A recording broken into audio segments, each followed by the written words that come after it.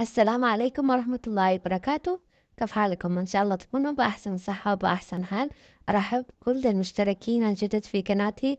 أهلا وسهلا، نورتونا وكبرتم عائلتنا، ورجعت لكم في فيديو جديد، وصفة جديدة، وهي وصفة تركاري كباب أم شيكن كباب أم كباب حلة على الطريقة الباكستانية. نشوف الفيديو للنهاية ونتبع الطريقة والمقادير. بسم الله نبدأ. بالبداية نقوم بفرم الدجاج. صفت الدجاج كامل، حوالي كيلو إلى ربع من صدور الدجاج، وأضفت عليهم حبتين بصلة كبيرة مقطع، وأربع فصوص من الثوم، الملح ملعقة، الفلفل الأحمر ملعقة، كزبرة ناشف ملعقة ونصف، ملعقة من الكمون، وملعقة من الفلفل الأسود. وأضفت أيضا ملعقتين من دقيق الذرة الصفراء، ونضربه يعني ونفرمهم حتى النعمة. بالبداية نفرمهم فرم خشن، بعدين نفرمهم فرم ناعم. هذه هي النتيجة المطلوبة، تكون مثل العجينة. بعدين نعجنها لمدة 5 دقائق، نعجنهم حتى تلتم معنا كل المكونات، ونخليها ترتاح لمدة 5 دقائق. بعدين نيجي نشكلها بكور إلى كرات صغيرة. طريقة تكوير الكباب إنها نأخذ قطعة من الشكل المفروم، ونقوم نلمها بأصابعنا بالأول، بعدين نشكلها كرة. تشكيل الحجم الكرة حسب ما أنت تحبي، يكون يعني كبيرة الحجم أو متوسط الحجم أو صغيرة، بس إن نشكلها بهذه الطريقة لما تكمل كل الكمية.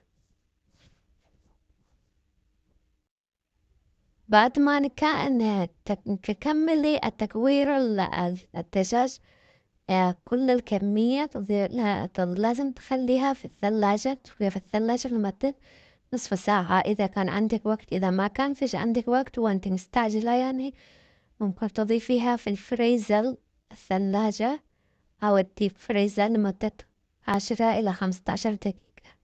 هذه هي كل الكمية اللي معنا. نيجي نجهز الصوص: كوب من الزيت، ملعقة من الكمون، وملعقة من الهيل الأخضر، مع ملعقة من الفلفل الأسود، وعليهم بصلة معصورة، وأيضا فصين من الثوم مقطع. نخلطهم كلهم مع بعض ونحركهم حتى أنهم يتغيروا إلى اللون البني الفاتح.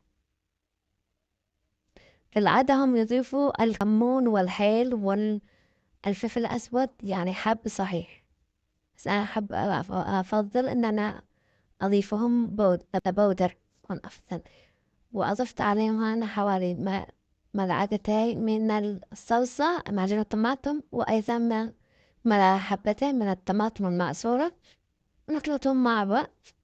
وأضفت الملح ملعقتين، أو الملح حسب الرغبة. بعدين أنا أضفت ملعقة صغيرة من الزنجبيل البودر، إذا كان عندكم فريش يكون أفضل، كان معكم فريش يكون أفضل.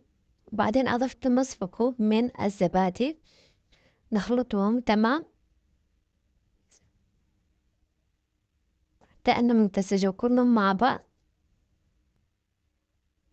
بعدين نضيف حوالي يعني نخليهم لمدة 7 دقائق يغلو، ينطبخوا تمام. الصوص لازم ينطبخ لمدة 7 دقائق. بعدين نضيف الماء. ضفت أنا حوالي 500 ملي من الماء، ونخلي الماء يغلي يعني تمام، نخليهم يغلوا. بعد ما يغلو الماء نخلي مثلا 5 دقائق حتى يغلي، يعني يكون درجة حرارة معينة، يكون باردة. وبهذا تنزلي الكرات الدجاج، يعني أول ما تنزل كرة الدجاج في الصوص يتغير لونه. بهذه الطريقة أن أنت تضمني إن حبات الدجاج ما تنفك معاكي. أو إني تنهري. بس ننزل كل الكمية المطلوبة أو الموجودة عادي، ونحرك الوعاء. في البداية نحرك الوعاء بهذه الطريقة. شوفوا كيف تغير لون الدجاج. بس نخليهم يغلوا ونتأكد من حموضة الطماطم والملح أيضا إذا كان تمام أو يحتاج يعني قليل. إذا كان يعني في نوع من الحموضة للطماطم نضيف لها رشة من السكر. السكر ما يبين في الطبخة، بس السكر هو يعادل حموضة الطماطم أو معجون الطماطم. بس هذه هي الطريقة، وأنا نغطيها ونخليها تنطبخ يعني على نار هادئة. غطي الوعاء. لا، أنا أضفت هنا قرن مصالة حوالي ملعقة. قرن مصالة هذه هي عبارة عن بهارات يعني تكون سبايسي زيادة. إذا مش موجود يعني مش إني شرط، بس إذا كانت معكم موجود أضيفوها. بس هذه هي، نغطيها ونتركها لمدة 30 دقيقة تنطبخ. بعد 30 دقيقة هذه هي النتيجة.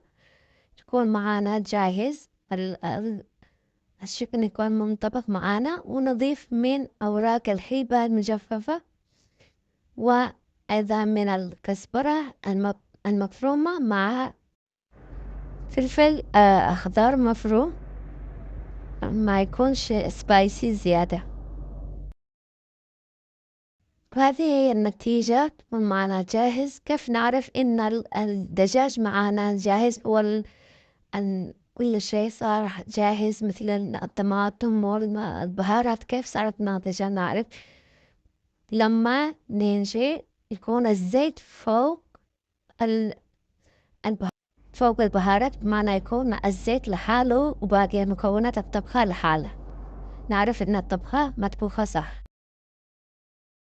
تكون معنا الدجاج أيضا جاهزة والصوص انطبخ أيضا تمام. وهنا تكون الطبخة معنا جاهزة. نغرفها في طبق التقديم بألف هنا وعافية الذي أكلوها. إذا الوجبة تنأكل مع الرز وتنأكلين مع الخبز وتكون عشاء أو غداء. وهذه هي الطريقة. أتمنى أن أنتم تستفيدوا من الفيديو وتجربوا الوصفة، وأنتظر رأيكم في الوصفة في الكومنتات. وأتمنى من كل الذي أول مرة يشاهد الفيديو ومش مشترك في القناة يشترك في القناة ويفعل زر الجرس حتى يصلوا كل جديد. وأيضا أنتظر منكم اللايك دعما للقناة، وأنتظروا فيديو جديد وصفة جديدة. والسلام عليكم ورحمة الله وبركاته.